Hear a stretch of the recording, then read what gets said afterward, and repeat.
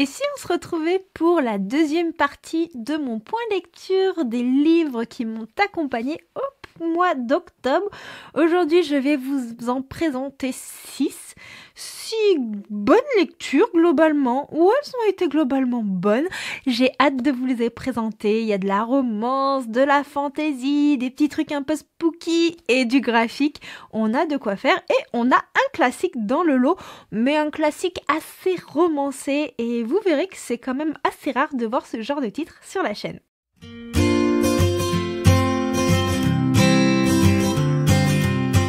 Hello mes petits érudits, c'est Johanna, bienvenue dans ma citadelle, je suis ravie de vous retrouver aujourd'hui pour un point lecture.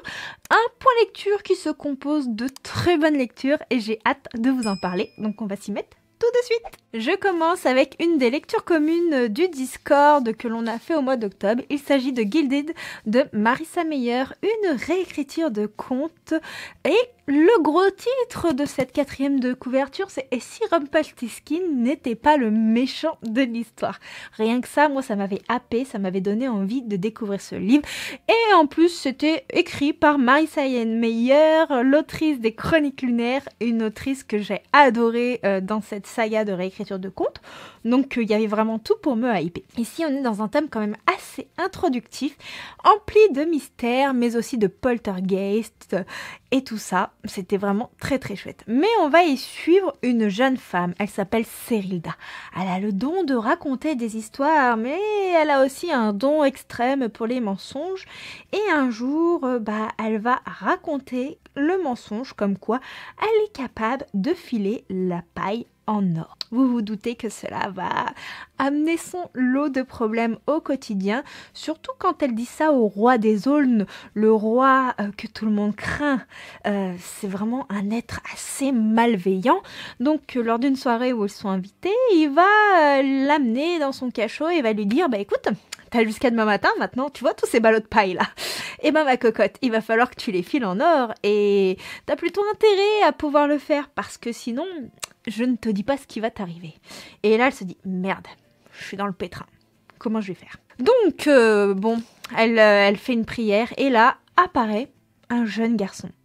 Un jeune garçon qui va lui demander une petite rémunération et en échange, il va tisser la paille en or. Alors le roi des aulnes, il arrive, il est plutôt assez surpris, il se dit « Ah ok, bon, elle m'avait pas raconté des choses un peu uluberluesques, donc va falloir que je la fasse revenir en fait pour qu'elle puisse tisser d'autres bottes de paille en or. » Et elle se dit « Mince, et si ce petit garçon Guilde ne revient pas, comment je vais faire ?»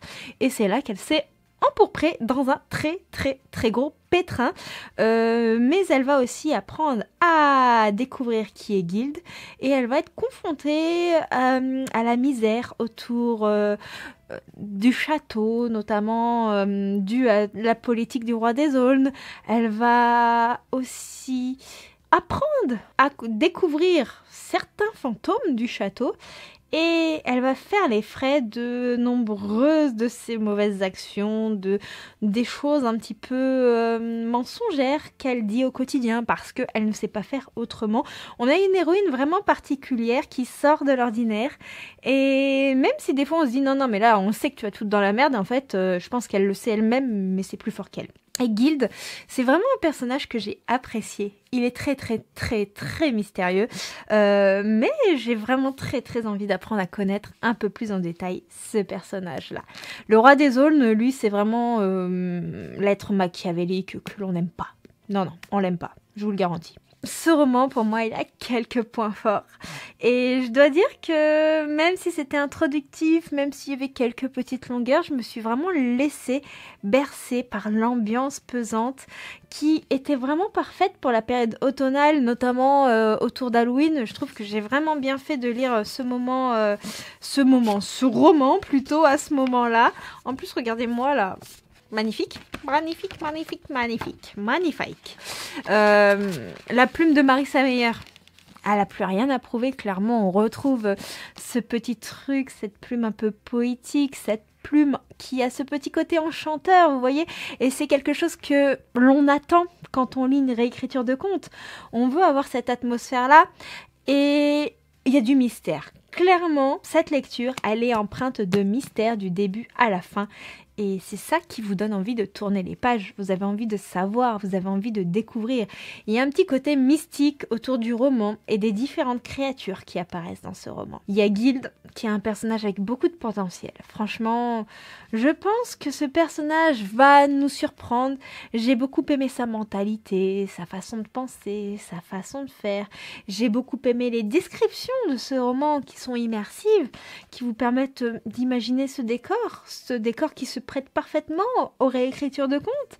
Et l'univers, même si pour l'instant il n'est pas très étendu, je pense qu'on va avoir pas mal de richesses qui vont se développer par la suite. Après, il y a peu d'action. On est vraiment sur un roman d'ambiance. On a un petit côté assez prévisible dans cette histoire, surtout si vous connaissez le conte d'origine. Si vous ne connaissez pas le conte d'origine, peut-être que vous ne verrez pas venir les choses. Mais si vous avez connaissance du conte, il y a certaines choses qui sont là.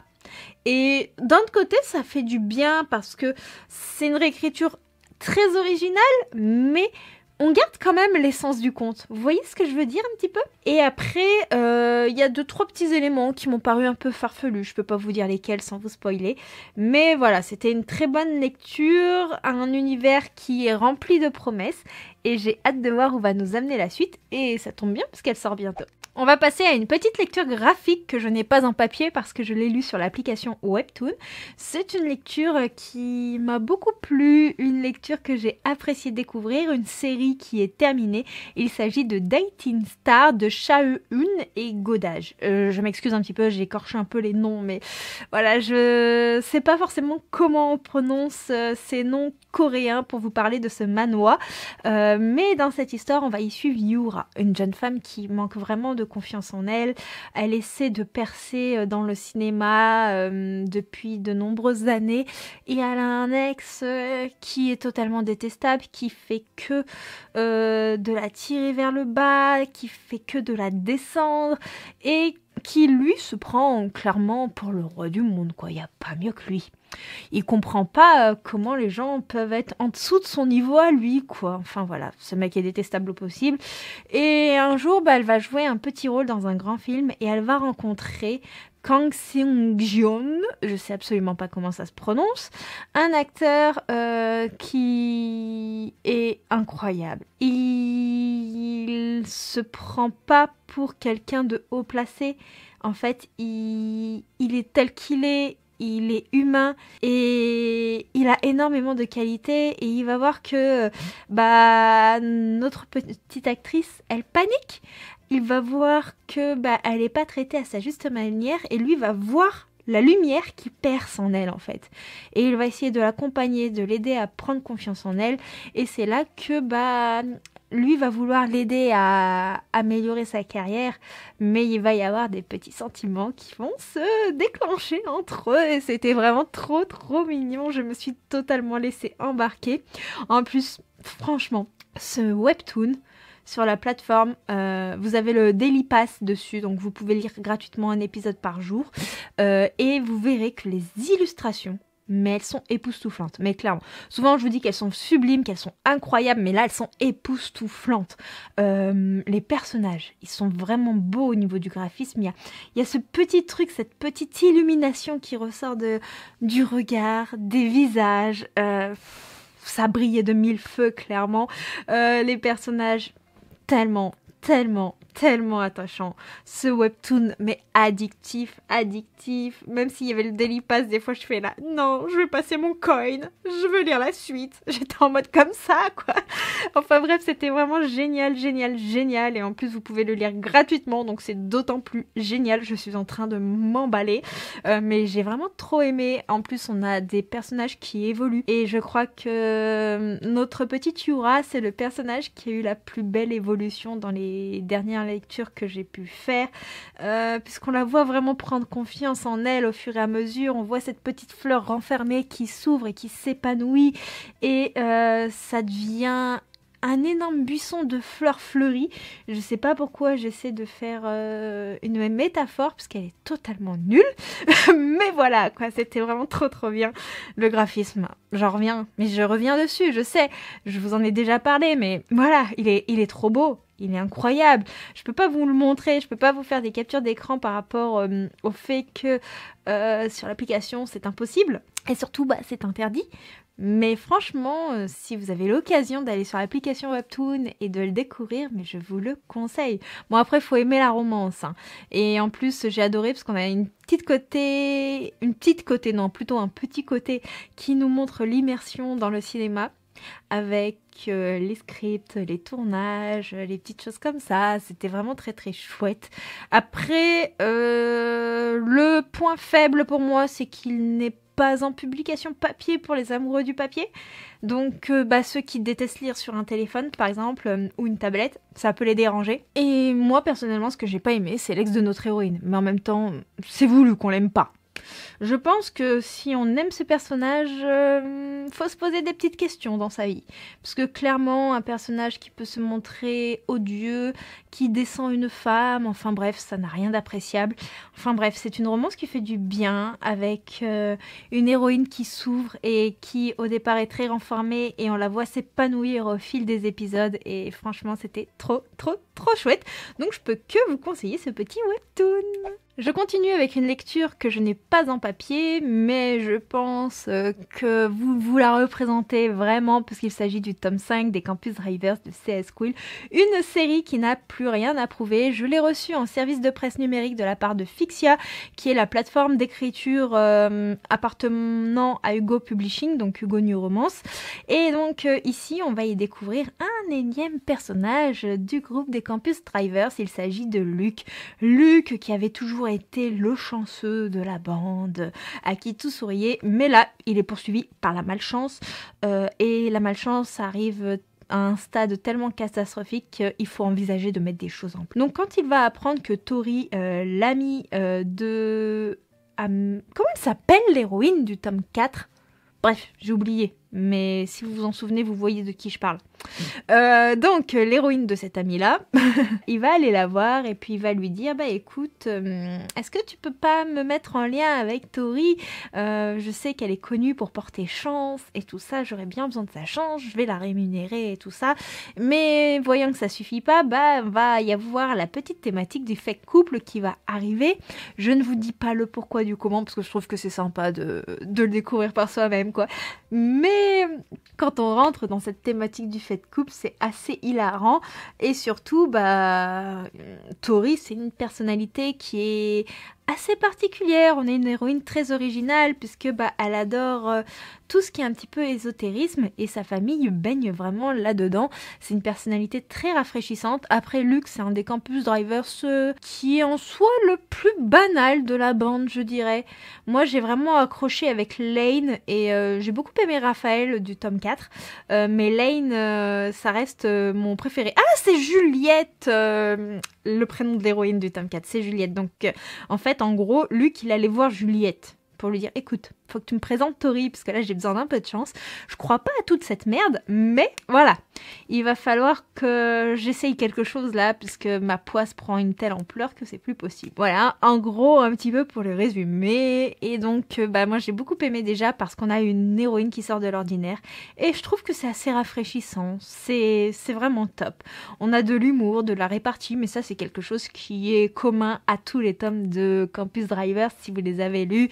On a de la bienveillance qui transpire des deux personnages, c'est-à-dire que Luc, il est toujours bienveillant envers Tori, il est toujours respectueux, que ce soit dans l'amitié comme dans la relation amoureuse, et même s'il y a une thématique de fake couple, il va pas s'imposer, c'est-à-dire je prends le prétexte du fait couple pour te toucher. Non, en fait, ça ne marche absolument pas comme ça.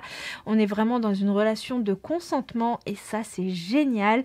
Et surtout, on a une histoire encore avec de belles valeurs qui vont toucher à plusieurs causes. Et ça aussi, c'était vraiment incroyable. J'ai trouvé les personnages très attachants. J'ai aimé avoir un aperçu des autres Campus Drivers, de leur évolution. Et ça, c'est toujours très très chouette. Mais j'ai toujours un faible quand on voit l'évolution des premiers Campus Drivers. Voilà, ceux de la première trilogie, vous voyez ce que je veux dire ? Puisque moi, j'ai souvent tendance à m'attacher au premier tome quand on a des tomes compagnons. Et c'est très rare que je préfère les tomes qui suivent. Voilà, c'est comme ça. Je sais que pour d'autres c'est différent, mais moi c'est souvent au premier couple que je m'attache le plus. Et après, ce que j'ai adoré, c'est la thématique du fake couple, puisque ça fait partie de mes tropes préférés. Surtout que nos personnages, on peut pas dire qu'ils sont en super bons termes dès le début. On n'a pas de enemies to lovers, mais on a des petites pics comme ça là qui transpercent avec des petites joutes verbales et tout, toujours dans le respect, mais c'était vraiment très très très chouette. Après par contre j'ai trouvé que c'était le tome qui avait le plus de longueur. Et si dans certains tomes on trouvait que le côté campus driver c'était un peu moins présent, c'est-à-dire que les campus drivers, vous savez, c'est une bande de potes qui ont fondé une application. Via cette application, les gens peuvent réserver des chauffeurs de voitures anciennes, de collection, pour pouvoir les emmener d'un point A à un point B. Et ça, c'était beaucoup moins présent en fait dans ce tome-là. Et ça m'a un petit peu manqué parce que j'avais pas cette vibes de voiture ancienne, je la conduis, voilà, enfin, il y avait ce petit truc en moins dans ce tome-là qui m'a un petit peu dérangée. Et puis après, j'ai quelque chose à dire. C'est quoi ce dernier chapitre? Alors, on sait que c'est le dernier tome, mais clairement, au vu de comment elle nous fait le truc, c'est Esquil, on pourrait penser qu'il y a autre chose. Donc, c'est quoi ce dernier chapitre? Je ne sais pas. Clairement, je ne sais pas. Enfin voilà, vous l'aurez compris, j'ai passé encore un très très bon moment avec cette saga de romance et je ne peux que vous la conseiller. Ça fait beaucoup de que, mais voilà. Je sais, vous n'avez pas l'habitude de voir des classiques de la littérature sur la chaîne, mais aujourd'hui je vais vous parler de Orgueil et Préjugés de Jane Austen. Ça faisait un moment que je voulais découvrir la plume de l'autrice, sachant que j'ai vu les adaptations cinématographiques et je les avais beaucoup appréciées, et donc je me suis dit ok. Alors je vous le montre en papier, mais je l'ai écouté en audio sur Nextory, et il y a énormément de titres de Jane Austen qui sont en ligne sur l'application, donc si vous aussi vous voulez les découvrir, n'hésitez pas, sachant que vous avez mon lien en barre de description qui vous permet d'avoir 45 jours d'essai gratuit à l'application. On est sur un lien sponsorisé, c'est-à-dire que dès que vous utilisez en fait mon lien, moi je perçois un petit quelque chose, une petite rémunération. C'est aussi une manière de me soutenir, même si vous ne gardez pas votre abonnement à l'application. Voilà, c'était la petite partie promotion, mais je vais revenir à l'histoire. Et ici, on y suit Elizabeth Bennet. C'est une jeune femme qui a 4 sœurs. Et la mère de ces jeunes femmes, Mrs. Bennet, elle ne songe qu'à les marier. Elle veut trouver un bon parti pour ses filles. Et donc, elle va profiter de l'installation de Mr. Bingley, qui est un célibataire avec un très bon parti, pour pouvoir essayer de marier un petit peu ses filles. Et c'est donc quand notre héroïne va aller au bal avec ses sœurs qu'elle va faire la connaissance de Monsieur Darcy, un riche aristocrate. Et il faut dire que celui-ci est très attirant, mais voilà, en premier lieu avec Elisabeth, ça commence plutôt mal. Voilà, je vous en dis pas plus, on est sur un petit classique, une petite romance à l'anglaise en fait, et c'était vraiment très très chouette. J'ai vraiment adoré les personnages. Je dois dire que Elizabeth Bennet, c'est un personnage que je trouve moderne, parce que au niveau de sa façon de penser et tout ça, même si ça a été écrit il y a longtemps, je trouve que ça s'inscrit vraiment dans notre ère, et ça c'est vraiment un truc vraiment très chouette. Mrs. Bennet, elle, c'est un personnage que j'ai trouvé assez horripilant, dans le sens que déjà j'aime pas forcément ce qu'elle pense de sa fille Elisabeth, mais en plus ça a toujours voulu s'insinuer dans la vie de ses filles, vouloir les marier à tout prix, enfin bref, voilà, c'était un petit peu lourdingue. Mr. Bennet, on le voit un petit peu moins, mais j'ai beaucoup aimé le peu d'interaction que j'ai vu entre lui et Elisabeth. J'ai trouvé que c'était vraiment très très touchant, on sent l'amour qu'il a pour ses filles, et notamment pour Elisabeth qui est un peu moins bien vue que ses sœurs par sa femme. Et Monsieur Darcy, c'est un personnage très très intriguant. Alors ici, on a un classique qui est vraiment accessible pour tout lecteur, je trouve. Et ça, c'est vraiment très chouette. Malgré que ça date, la plume se lit vachement bien. On a énormément de dialogues. Regardez-moi la beauté de cette édition. On a énormément de dialogues. Du coup, c'est vrai que c'est très très dynamique.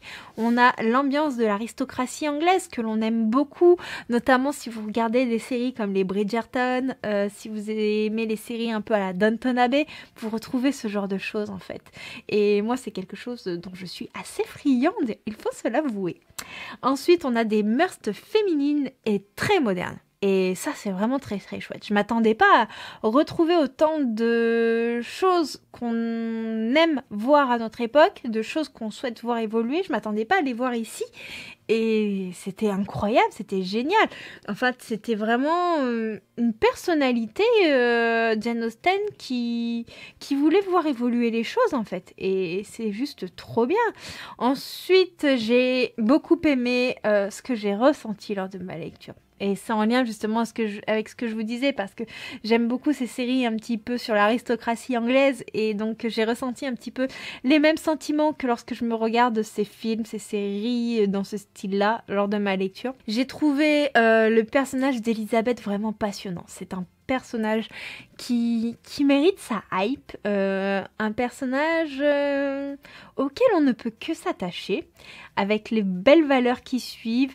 J'ai adoré l'atmosphère familiale, puisque c'est quelque chose qui est très très prégnant au sein de ce classique, ce soit à travers les différentes familles de l'aristocratie, mais aussi au travers de la famille des Bennet, parce qu'on a les petits repas de famille, les petits conflits, l'entraide sororale, on a aussi les jeux de séduction qui sont très subtils, jamais dans la vulgarité, et c'est vraiment très très chouette. Et puis je vous ai dit, il y a beaucoup de dialogues avec énormément de réparties. Toutefois, si je dois citer des points faibles, c'est le contexte historique qui est, à mes yeux, pas forcément mis énormément en avant. Je pense que c'est tout à fait normal, puisqu'il a été écrit à une époque pour être publié à une époque, et aujourd'hui on n'est plus à la même époque, et donc ce monument de la littérature, il traverse le temps. Et donc c'est vrai que nous, on connaît l'époque d'aujourd'hui, mais même si on a des connaissances historiques, on se souvient peut-être pas forcément de tout ce qu'on a pu voir en cours d'histoire. Oui, je plaide coupable. Et après, j'aurais aimé voir un petit peu plus Monsieur Darcy. Je trouve qu'il est présent, mais pas autant que je l'aurais aimé. Désolée, je feuillete l'ouvrage, mais je le trouve tellement beau. Et puis j'aime bien sentir toucher le papier. Oui, je sais, je suis une psychopathe. Et puis j'ai un peu moins accroché avec le caractère de Mrs. Bennet, comme je vous disais au début. C'est la fin de journée, j'aurais peut-être dû tourner cette vidéo ce matin. Bref, j'ai passé un très très bon moment, et je lirai les autres œuvres de Jane Austen avec plaisir, surtout qu'elles sont sur Nextoto. J'ai lu un webtoon sur l'application, qui m'a fait vraiment mourir de rire. Il s'agit de La secrétaire Gamme est cassée. C'est pareil, c'est un webtoon qui, je crois, est en Daily Pass. La saga est entièrement terminée, donc si vous voulez le lire, c'est vraiment le moment. Je crois que je lui ai mis 3 étoiles sur 5. Il y a 56 chapitres au total, si je vous dis pas de bêtises.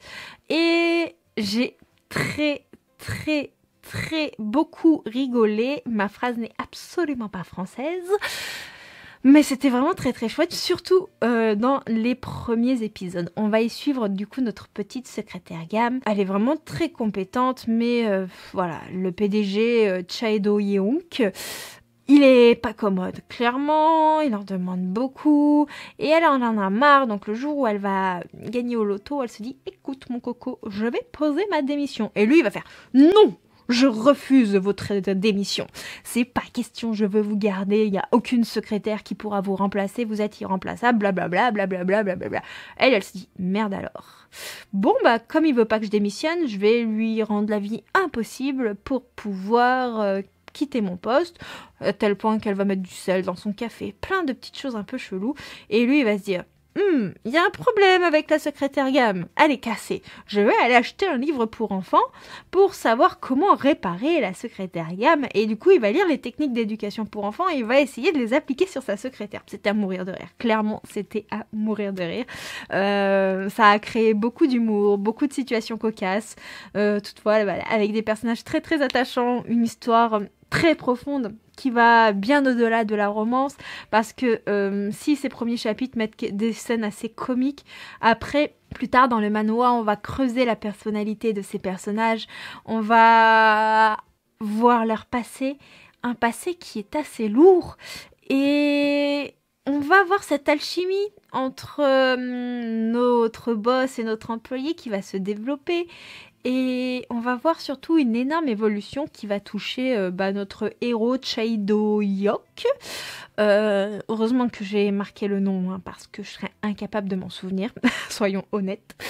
Et j'ai adoré. Toutefois, j'ai quelques petits trucs à lui reprocher à ce manhwa, même si je me suis payé des barres de rire. C'est-à-dire que j'ai trouvé qu'il y avait des épisodes qui contenaient quelques longueurs, des longueurs qui n'étaient pas forcément utiles et qui ajoutaient un petit côté un peu lourd par moment. Et après, j'ai trouvé que la relation entre notre secrétaire Gam et son boss évoluait un peu vite. Ça aurait pu prendre un peu plus de temps. Mais c'est aussi peut-être parce que j'ai souvent l'habitude que des fois, avant le premier bisou dans des webtoons, faut attendre 100 épisodes. Ça peut jouer, je pense. Et après, j'ai trouvé que au niveau du graphisme, c'est pas le meilleur que j'ai pu voir. Notamment au niveau des traits des visages, que j'ai trouvé assez abrupt. Après, je pense que ça a beaucoup joué aussi, parce que juste avant ce manhwa-là, j'avais lu Dating Star, qui lui a un graphisme vraiment explosif, un des meilleurs que j'ai pu voir en tant que graphisme, au niveau des visages des personnages et tout, qui sont de toute beauté. Donc je pense qu'il y a eu un petit contraste entre les deux. Mais voilà, c'est encore un webtoon auquel j'ai été accro, qui m'a fait rire, avec lequel j'ai énormément vécu d'émotions. Il y a de l'humour, mais il y a aussi des sujets beaucoup plus intenses, beaucoup plus prenants.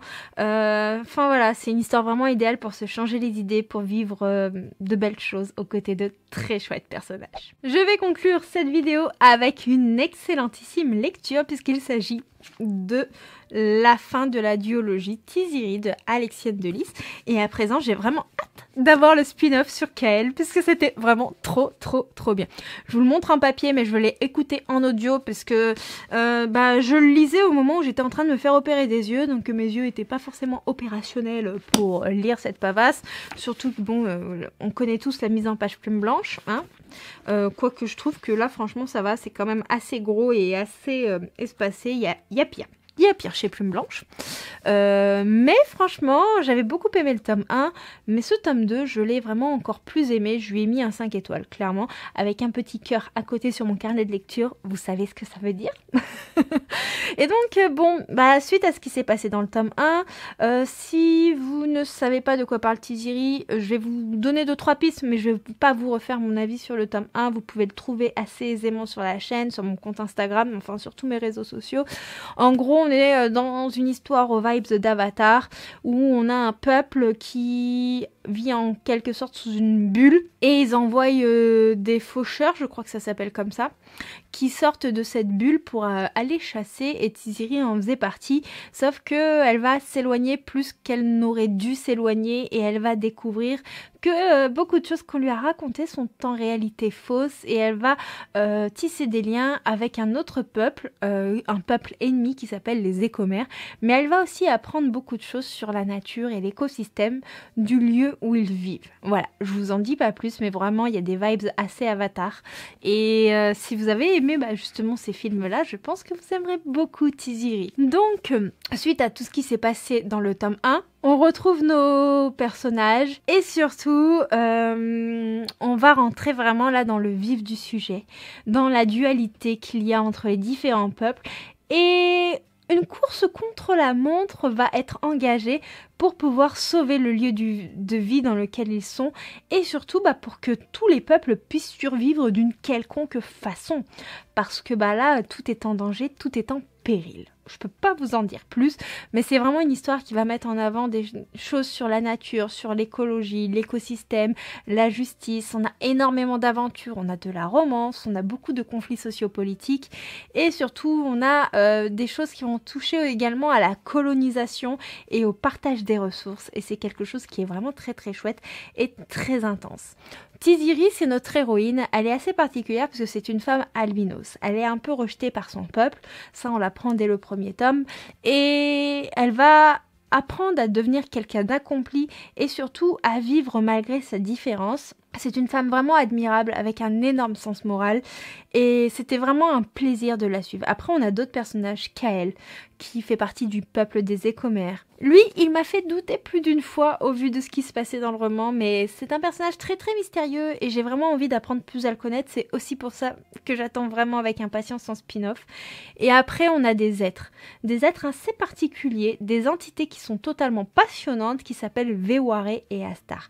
Je peux pas vous les décrire, mais leur fonctionnement est incroyable. J'ai adoré découvrir d'autres personnages qui sont très importants, même s'ils sont un peu secondaires, alors qu'ils ont vraiment un rôle assez prégnant dans l'histoire. Il s'agit de Keméal. Je l'ai trouvé vraiment touchant, je l'ai trouvé fidèle, enfin bref, ce personnage m'a déchiré le cœur. Il y a Elivra qui est une jeune écommère incroyable, incroyable. Elle est à mourir de rire, mais elle est aussi hyper touchante. Et on a Ivan, le petit frère de... Pas le petit frère de notre héroïne, je mélangeais avec un autre. Un concurrent de Tiziri, si je peux dire ça comme ça. C'était vraiment un plaisir d'apprendre à mieux le connaître. Voilà, ça c'est vraiment pour mon ressenti sur les personnages global. Mais cette histoire, eh ben, c'est un récit qui est hyper visuel au niveau des descriptions, mais aussi au niveau des dialogues. C'est vraiment addictif, il y a beaucoup d'action. Il n'y a vraiment pas de temps mort. J'ai trouvé que dans ce tome 2, il n'y avait aucune longueur. Clairement, je ne me suis pas ennuyée. J'ai dévoré l'audio d'un coup. Clairement, j'ai pas pu m'arrêter. C'était hyper addictif. J'ai adoré les personnages qui sont attachants, mais ils sont nuancés. Aucun personnage n'est parfait.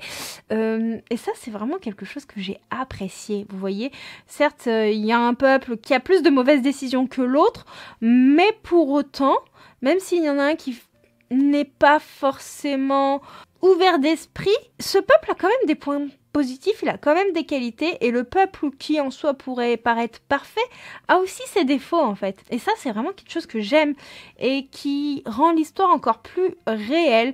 Et j'ai vraiment adoré le monde créé par Alexiane Delis. Je pense que ce monde adapté au cinéma, en série ou autre, il pourrait être magnifique. J'imagine le truc... En fait, quand je visualise un peu les descriptions, je vois un petit peu les beaux décors qu'il y a pu avoir dans Avatar, en fait. Je vois des belles images comme ça. J'ai adoré toutes les thématiques de ce roman, de la duologie. Tout appelle à la réflexion, toutes font écho à des sujets, des thématiques de tous les jours qui peuvent nous interroger. J'ai adoré l'évolution des personnages, leur psychologie, la plume, qui a un petit côté poétique. J'ai vraiment tout aimé. C'est vraiment dur de vous décrire un petit peu mon ressenti parce que j'ai du mal à vous trouver des points négatifs et j'ai du mal à vous décrire avec précision ce que j'ai aimé sans vous spoiler parce que j'ai envie de détailler vraiment ce que j'ai aimé, mais tout ce que j'ai aimé, une fois détaillé, ça vous spoile soit ce tome, soit le tome 1 et du coup c'est assez délicat. Mais franchement, lisez cette duologie, franchement il faut la lire. Si vous l'avez pas lu, c'est une erreur. Clairement, c'est une erreur. Pour moi, le seul défaut, c'est qu'on n'a pas envie que l'histoire se termine et on n'a pas envie de dire au revoir au personnage. Clairement. Donc c'est pour ça que j'ai vraiment hâte que le spin-off sur Kael sorte parce que c'était une histoire exceptionnelle. Je l'ai aimé, on est sur un coup de cœur et de toute manière, la plume d'Alexiane Delis, si vous l'avez pas découverte, eh ben, il faut la découvrir. Et voilà, c'était trop bien. Ce sera tout du coup pour le point lecture d'aujourd'hui. Je vous en referai un autre ce mois-ci sur mes lectures du mois d'octobre. Il me reste 5 livres dont je dois encore vous parler. J'ai eu un bon rythme de lecture malgré mes petits événements qui se sont passés dans ma vie personnelle et du coup j'en suis assez surprise. J'espère que ce sera le cas les mois prochains, mais comme c'est parti, c'est pas gagné. Sur ce, n'hésitez pas à me dire en commentaire s'il y a un des livres dont je vous ai parlé qui vous tente. Si vous les avez lus, n'hésitez pas à me dire ce que vous avez ressenti sur tel ou tel livre. Je suis vraiment curieuse de connaître votre avis également. Et si vous êtes arrivé en bout de cette vidéo, n'hésitez pas à me mettre en commentaire des petits oiseaux et des petits végétaux. Voilà, ça me fait penser à Tiziri comme ça. Voilà. C'est plutôt pas mal. Sur ce, moi je vous fais plein de bisous. J'ai très hâte de vous retrouver pour nos live Twitch, nos papotages sur Discord, sur Instagram et tout ça. Et on se retrouve du coup très prochainement. Ciao.